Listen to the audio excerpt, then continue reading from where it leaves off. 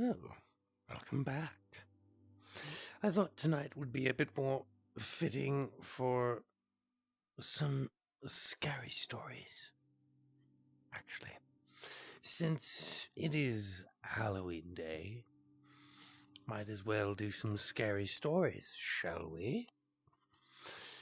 And even though they may not be truly conspiracy or not even a theory, it might just be more than you believe.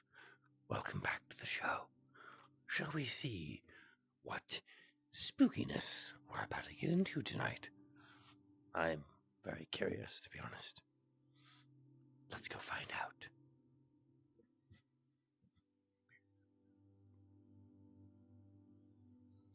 Also, you know he's cute. He's always cute. Oh, here's something cool.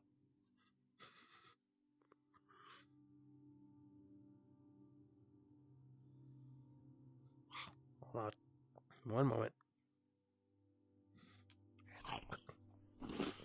He gets a cookie every now and then. Okay, moving on. Sorry. Just a cute little dragon. Okay. Let us see what these stories are going to be tonight. The scariness of them all. Shall we? I think we shall.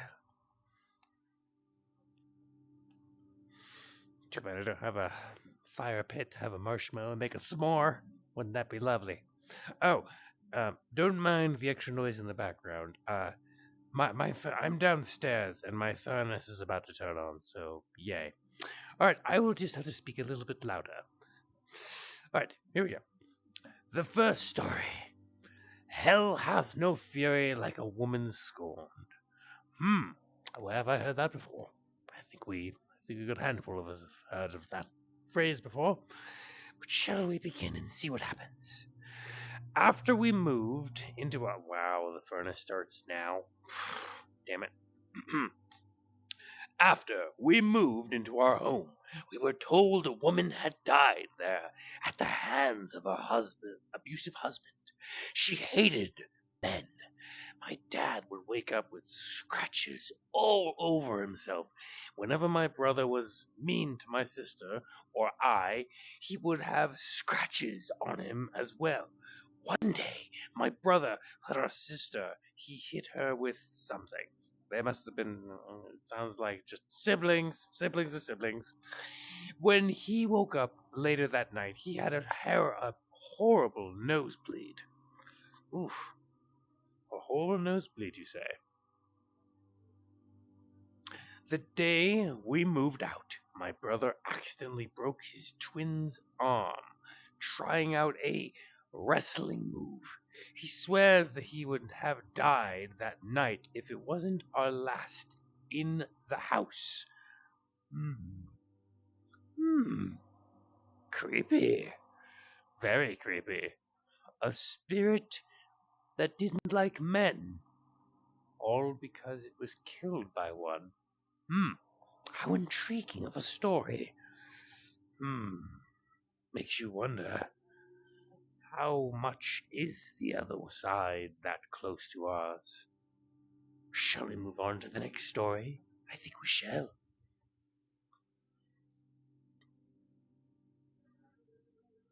Death come for him. Ooh, how gritty. I was standing in my parents' room, talking to my very sick dad at the time. He was dying of stage 4 esophageal... hold on. Esophageal... A particular type of fourth-stage cancer. I can't pronounce it properly, sorry. I got the feeling something was behind me. I looked towards the doorway to the living room, and something about 4 foot 6, and fully black is peeking around the corner. Scary. With its hands on the floor on the door frame, I ran towards it, and it slipped back around the door. When I got outside the doorway, there was nothing. My dad was completely confused when I stepped back into the room when I tell him. People who stayed at my house in my dad's final days claim to have seen it. My mom saw the figure on multiple occasions in multiple places until he passed away. We haven't seen it since.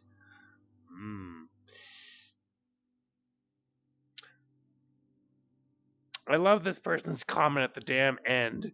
I don't know what possessed me to binge read Reddit true or real life ghost stories about twice a year when each place I live always has some kind of resident spirit. Woo! Spooky! Just in time for Halloween. Shall we move on to the next section? I think we shall. Let us move on to the next section and make it interesting. Oh dear, this is going to be a doozy. My mother attracted evil. Ooh, you never want to do that. I wonder what she did.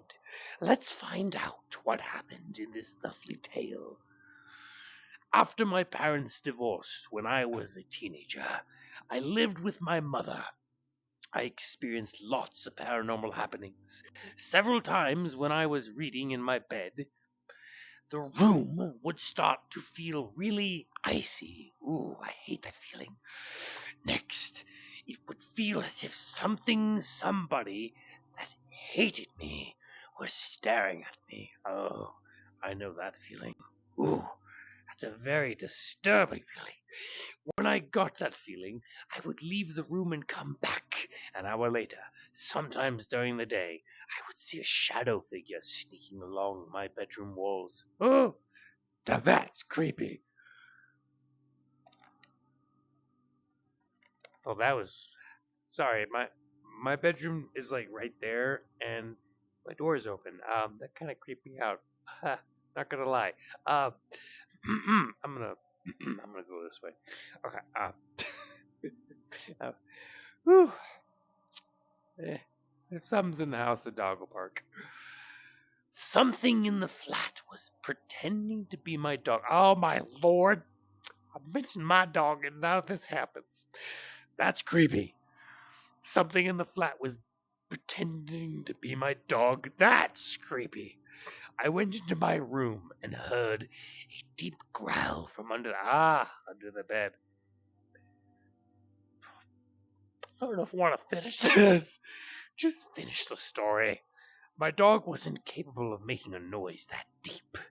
It sounded like either a really big dog or a man doing this beast dog impersonation. Other times, my dog would whimper and pace in the room next to mine, but wouldn't come when I called, as if he was afraid of something in the hallway. When I moved in with my father, the paranormal activity stopped. How creepy. How very creepy. The next story is evicted by a ghost. Oh boy, what was the ghost? A landlord? That's funny. Evicted by a ghost. Let's see why they got evicted. A ghost? Yeah, man, I got evicted like last year. By what? A ghost. Sorry. Let's just see what happens. Shortly after college, I got married. We immediately moved into a basement apartment because that's all that was available within our budget. This place had a poltergeist. Oh dear. You don't want to mess with those.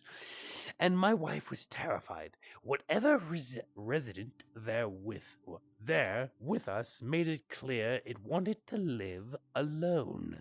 Dishes and glasses and other items would fly off the shelf. Oof, that would be sketchy. My wife was hit several times. There was also an ominous feeling like we were being watched. I hate that feeling.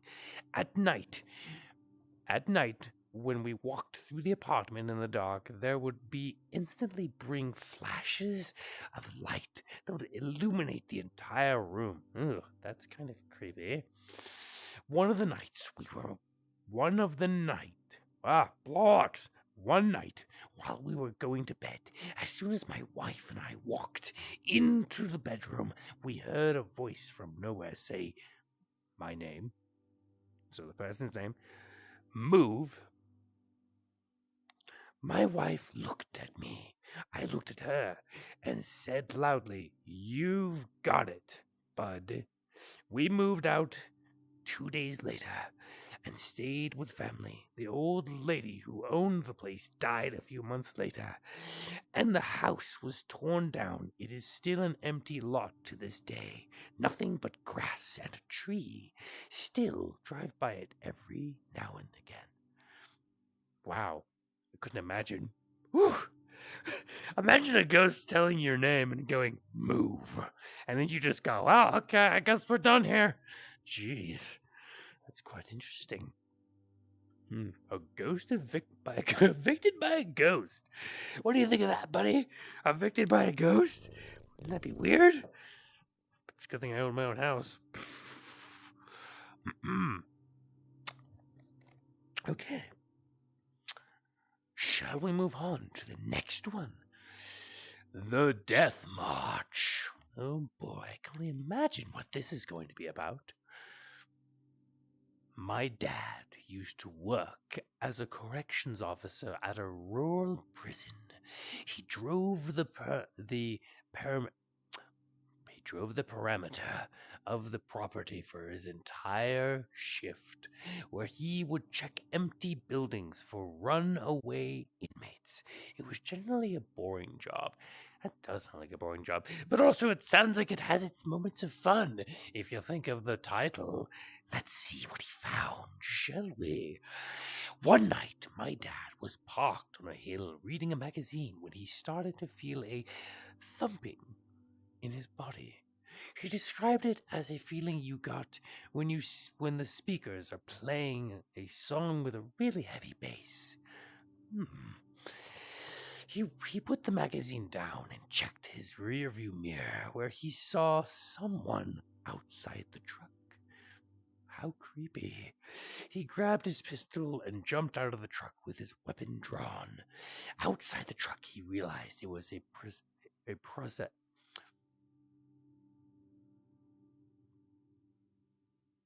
Wait, hold on. He realized it was a procession of Native Americans walking through the truck. Through the truck? A procession of Native Americans walking through the truck and directly through his seat. He must have been on Native American burial ground territory, only to disappear at the exact spot he was sitting. That's something. Whew, I don't know. Whew, that would be weird. Whew. He said it was clear they were ghosts because many of them appeared injured. This wasn't this went on for a few seconds, and then the whole procession disappeared. How creepy. One moment.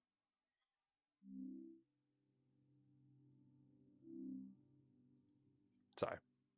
I thought I heard something. I'm not trying to get a little spooky out here. It's just, it is Halloween. Shall we finish this little segment of the story? I think we shall. He called other parameter guy on his walk to try to explain. The other guy almost immediately stopped communicating. Turns out the other guy had seen this happen before, but didn't believe in ghosts, so he wouldn't talk about it. Oh boy. Wow, that would be nuts. Whew. Freaking just sit in your truck, freaking just be a security guard, making sure the inmates are in certain spots, and then all of a sudden a bunch of ghosts of Native Americans happen to be in your section of the neighborhood. Oh my gosh, okay. Oh boy, the last one. This is going to be a doozy. Well, here we go with the final story. Oh boy. This might get okay. It doesn't look like it's going to get too explicit, but it's not a fair warning. Let's just say that this one has a demon in it. The Demon's Room. I worked as a forensic nurse in a hospital lockup unit. We had one older lady who swore she was being haunted and abused by a demon she would call... I'm not even going to pronounce the name. Yeah, I'm not even gonna say the fucking name because let me put it this way: you say the name of him, you don't want that. We're just gonna call him. I'm not even gonna say his name. I'm just gonna say the demon. So many crazy things happened while she was on the unit. We got into the room. Do normal care, leave, and seconds later she'd start screaming bloody murder. We'd run into the room to find her looking like she'd been in a fight with a boxing champ. Bloody lips, black eye, marking all over her body. No one ever saw her doing this stuff to herself. Things would go moved around the room by themselves. At one point, she was in uh, proactive restraints because the doctor thought she was hurting herself. There was no way she could have moved or done anything to herself while in these restraints. But no marks would always. But new marks would appear on her on her tray cart. Would be across the room. Wow, the tray cart would be across the room? How creepy. The room was secure, so there was no way someone else was doing this. When we asked her questions, she'd say it was the demon. After she was discharged, we always had trouble with that room. If there was going to be a rapid response or code, it happened in that room. One night, a guard reported lights blinking on and off. It was that room. How creepy. Like, very creepy. Ooh. And yes, I am not saying that name, and no, I will not show you that name. Because, like I said, you never, ever, ever want to know the name of one of those creatures. Because the problem with knowing its name is you call it forward, and you don't want to do that. Trust me, you don't want to do that. It causes a lot more chaos than they need to be. Regardless, was these just coincidental? Were these conspiracies by chance? Maybe a theory or two? No, I don't think any of that. I think this is more than you believe. Thank you for coming. Have a good rest of Halloween for those that are still celebrating it. Good night. Have a